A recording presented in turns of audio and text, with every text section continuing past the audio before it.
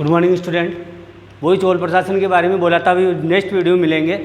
Page number 34 से आप अब हम जो है यहाँ पे 35 लिख सकते हो। पेज नंबर 35 कर दो। 35 राजेंद्र प्रथम 1014 ईस्वी से 1044 ईस्वी तक इसने शासन किया। और यहाँ पे दो अभिलेखों के नाम लिखे हुए हैं, तिरुवालगारू एंड करंदाई। ये दो अभिलेख है। इन दोनों अभिलेखों से हमें राजेंद्र प्रथम के बारे में जानकारी मिलती है। ठीक है, तो राजेंद्र प्रथम की अगर बात करते हैं हम, थोड़ा देख लेते हैं। राजराज प्रथम का पुत्र एवं उत्तराधिकारी राजेंद्र प्रथम लगभग 1014 से ईस्वी में चोल राज सिंहासन पर बैठा। 1014 ईस्वी में लिखा हुआ है। अपने पिता के समान योग्य शासक था। इसकी उपलब्धियों के बारे में सही जानकारी मिलती है तिरुवाल गारू एवं करंदाई अभिलेखों से मिलती है। अपने विजय अभियान के प्रारंभ में इसने पश्चिमी चालुक्यों, पांड्यों एवं चेरों को परास्त किया। ये इसकी अभिलेखें हैं। किस किस को परास्त किया इसने? चालुक्यों, पांड्यों और चेरों। उधर के शासक थे ये सब, चोल के, चालुक्य, पांड्यों एवं चेरों को परास्त किया।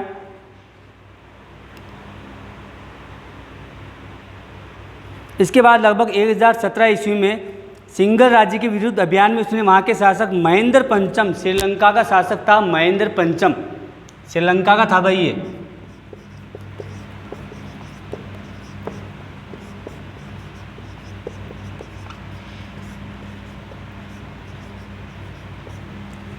महेंद्र पंचम को इसने परास्त किया राजेंद्र प्रथम ने। थोड़ा कम दिखाई दे रहा होगा, देख लीजिए एक बार। और संपूर्ण सिंघल यानी श्रीलंका राज्य को अपने अधिकार में ले लिया। राजेंद्र प्रथम ने उत्तरी पूर्वी भारतीय प्रदेशों को जीतने के लिए एक विशाल हस्ती सेना, सबसे बड़ी सेना मानी जाती है इसकी हस्ती सेना यानी हाथी सेना, जिसे हस्ती सेना कहा जाता था। हस्ती सेना, इसने विशाल हस्ती सेना का निर्माण किया राजेंद्र प्रथम ने। राजेंद्र प्रथम ने सामरिक अभियानों में उसकी सेनाओं ने उत्तरी भारत में बंगाल के गांगे क्षेत्र तक विजय अभियान किए। कलिंग में चोल शासकों ने पूर्वी गंग शासक माधुका मानवर्मन को पराजित किया। उत्तरी भारत में बंगाल के पाल शासक महिपाल को पराजित किया। गंगा घाटी के अभियान की सफलता पर राजेंद्र प्रथम ने गंगकोंड चोल की उपाधि धारण की। याद रखना, इंपॉर्टेंट उपाधि थी इसकी। ये आता है जीके में, आता रहता है क्वेश्चन। गंगकोंड की उपाधि किसकी थी?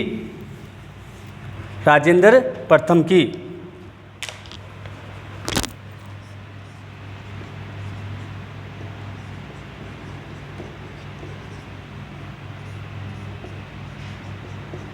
और उसने एक शहर की स्थापना की थी जिसका नाम था गंगकोंड चोलपुरम।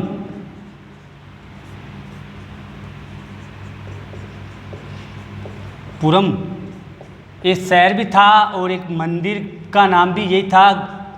दक्षिण भारत का प्रसिद्ध मंदिर है गंगकोंड चोलपुरम। चोल वंश का प्रसिद्ध मंदिर गंगकोंड चोलपुरम, जैसा कि राजेश्वर का था, ये भी था। इसने गंगकोंड चोलपुरम नामक नई राजधानी बनाई जिसमें मंदिर, तालाब आदि निर्मित कराए। उसने सिंचाई हेतु चोल गंगम नामक एक बड़े तालाब का निर्माण करवाया।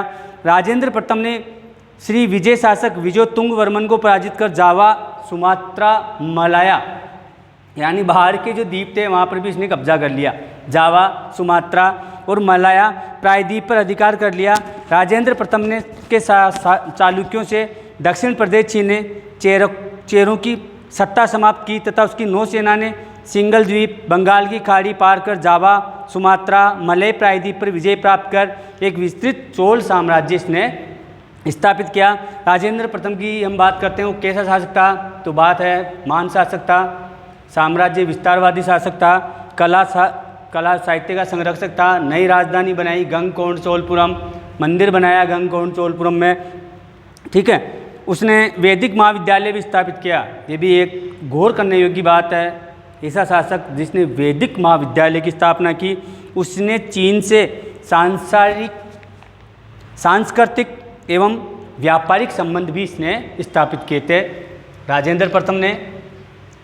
ये राजेंद्र प्रथम की बात कर रहे थे हम, पर पिछली वीडियो में बताया था राजेंद्र प्रथम के बारे में पढ़ेंगे। वो भी महान शासक हुआ चोल वंश का, जिसने ये उपाधि धारण की, मंदिर बनाया, नई राजधानी बनाई, कला साहित्य का संरक्षक था, महान शासक था। जावा, सुमात्रा, मलाया पर इसने अधिकार कर लिया था। श्रीलंका के महेंद्र वर्मन को हराकर श्रीलंका को भी अपने कब्जे में कर लिया था।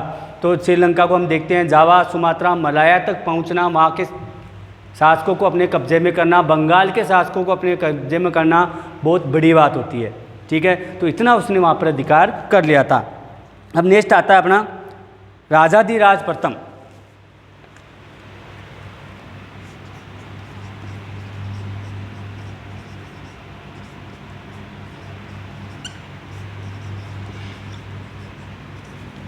राजाधिराज प्रथम इसने शासन किया था 1044 से 1052, 1044 ईस्वी से 1052 ईस्वी तक इसने शासन किया। ज़्यादा शासन नहीं किया था, 44 से 52 लगभग कितने साल हुए, 8 साल हुए। 8 साल तक इसने शासन किया था राजाधिराज प्रथम ने।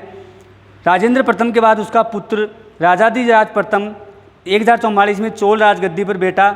उसने तत्कालिक चालुक्य नरेश सोमेश्वर को पराजित किया। उसको चालुक्य की राजधानी कल्याणी, चालुक्य की राजधानी कल्याणी, उसका नाम अभी भी कल्याणी है, उस पर अधिकार कर लिया। इस विजय के उपलक्ष्य में राजाधिराज ने विजय राजेंद्र की उपाधि धारण की थी। इसकी उपाधि का नाम था विजय राजेंद्र।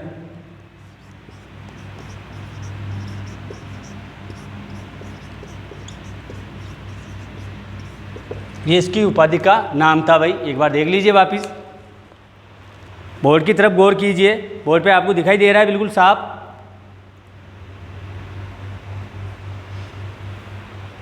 विजय राजेंद्र की उपाधि इसने धारण की। ठीक है, इसके बाद 1052 में कोप्पम के युद्ध में लड़ते हुए राजाधिराज की युद्ध क्षेत्र में मृत्यु हो गई। उसके छोटे भाई राजेंद्र द्वितीय ने युद्ध क्षेत्र में राज्याभिषेक संपन्न करवाया। इसके बाद वीर राजेंद्र शासक बना, जिसने पश्चिम के चालुक्यों को कुंडल संगम के मैदान में पराजित कर तुंगभद्रा नदी के किनारे विजय स्तंभ की स्थापना करी। तुंगभद्रा नदी के किनारे विजय स्तंभ की स्थापना हुई, ये याद रखना आप। तो तुंगभद्रा नदी के किनारे पे विजय स्तंभ की स्थापना हुई। विजय स्तंभ की स्थापना हुई। 1070 में अधिराजेंद्र शासक बना, लेकिन राज्य में हुए जन विद्रोह में उसकी हत्या हुई। बाद में राजेंद्र द्वितीय कुलोत्तुंग प्रथम नाम से शासक बना। चोल लेखकों में कुलोत्तुंग को सुंगमत वित्र अर्थात करों को हटाने वाला कहा गया है। इस वंश का अंतिम शासक था राजेंद्र तृतीय। अंतिम शासक के बारे में लिख लो आप।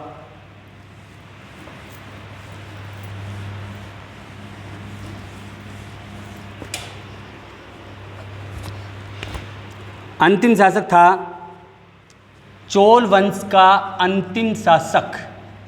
प्रथम लिखाया था चेन्नी था, और अंतिम शासक हो गया, ये हो गया अपना राजेंद्र तृतीय।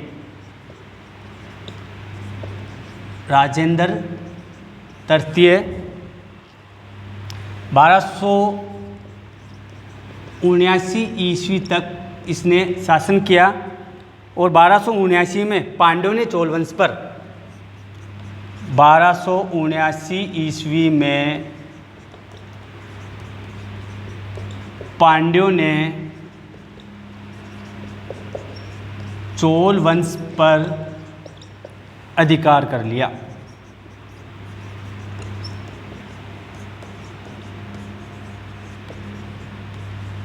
ये इंपॉर्टेंट चीज़ है। अंतिम शासक, प्रथम शासक चेन्नी था, और अंतिम शासक हुआ राजेंद्र तृतीय, जिसने 1279 ईस्वी तक शासन किया। और 1279 ईस्वी में पांड्यों ने चोल वंश पर अपना अधिकार कर लिया, और इस प्रकार चोल वंश का जो है क्या हो गया, साम्राज्य खत्म हो गया। ठीक है, तो इस प्रकार जो है हम बात करते हैं चोल प्रशासन की शुरुआत जो हुई 850 से पहले हो गई थी, लेकिन 850 से पहले उनकी स्थिति इतनी ज़्यादा नहीं थी। 850 से लगभग 1289 ईस्वी तक इन्होंने चोल प्रशासन का जो कार्य इन्होंने संभाला था। तो ये बात हुई हमारी चोल प्रशासन की। चोल प्रशासन में हमें इम्पोर्टेंट जो चीज़ें थी आपको बोर्ड पे लिखा दी है। इम्पोर्टेंट चीज़ों को एक बार वापस आप नोट कर लीजिए, दोहरा लीजिए। और उसका प्रथम शासक चेन्नी था, उसके राजेंद्र प्रथम, विजयराज, राजराज प्रथम, ठीक है। और उसके बाद में अंतिम शासक जो हुआ था वो राजेंद्र तृतीय हुआ था। 1279 ईस्वी में इसका साम्राज्य खत्म हो गया। पांड्यों ने जो है इन पर चोल साम्राज्य को पूरी तरह से विघटन कर अपना अधिकार कर लिया। तो ये वीडियो छोटा ही था, क्योंकि हमारा अब जो है हम नेक्स्ट वीडियो में केंद्रीय प्रशासन के बारे में पढ़ेंगे। एक बार वापस आप बोर्ड पे देख लीजिए, बोर्ड पे देख के आप नोट कर लीजिए। अंतिम शासक राजेंद्र तृतीय 1279 ईस्वी तक इसने शासक किया। और 1279 ईस्वी में पांड्यों ने चोल वंश पर अपना अधिकार करके इस वंश की स्थापना यानी इसका साम्राज्य खत्म कर दिया, ठीक है।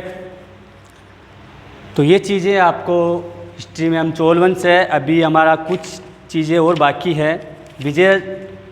विजयनगर साम्राज्य के बारे में अभी जानकारी मिलेगी। चोल वंश के बारे में बताया था, अराविदु, संगम, सुलु, तुलु ये वंश हुए थे। उसके बाद में विजयनगर साम्राज्य के बारे में अगले वीडियो में जो है विजयनगर साम्राज्य से पहले चोल वंश का केंद्रीय शासन और प्रांतीय शासन, पहले भी वीडियो में केंद्रीय शासन प्रांतीय शासन का, क्योंकि वो भी लंबा चौड़ा चैप्टर होता है। सैन्य संगठन, राजा, मंत्री परिषद वगैरह, सभा समिति, तो ये होता है, ठीक है। तो अब इसके बारे में हम बात करेंगे नेक्स्ट वीडियो में, ठीक है। और केंद्रीय प्रशासन, प्रांतीय प्रशासन के बारे में हम बात कर लेंगे। ये जो इम्पोर्टेंट है ये आपको कॉपी में नोट कर लेने हैं, कॉपी में उतार लेने हैं, ठीक है। और उतार के फिर जब भी आपको कोई प्रॉब्लम आती है, कोई समस्या आती है, तो आप मुझसे बात कर सकते हैं, चैट कर सकते हैं। आपको हिस्ट्री की कॉपी ज़रूर बनानी है, ये ध्यान रखना, हिस्ट्री की कॉपी बनानी है। अगर आप वीडियो देख रहे हैं तो प्लीज़ सुनिए, हिस्ट्री की कॉपी बनाइए, नोट्स बनाइए। क्योंकि जब ऑफलाइन क्लासेज स्टार्ट होगी तो सबसे पहले काम यही होगा कि मैंने जो वीडियो बनाए हैं, जैसे भी बने हैं, जो बोर्ड पे लिखाए हैं, क्या आपने नोट किए हैं क्या, तो वह आपको ज़रूर नोट करवाने हैं। फिर ये मत कहना सर वीडियो नहीं देखे या वहाँ थे यहाँ थे, फिर कोई किंतु परंतु नहीं होगा, ठीक है। तो इसके साथ ही ये चैप्टर भी हमारा ख़त्म होता है। अब नेक्स्ट वीडियो में हम मिलेंगे चोल प्रशासन के बारे में, केंद्रीय शासन और प्रांतीय शासन के बारे में। धन्यवाद।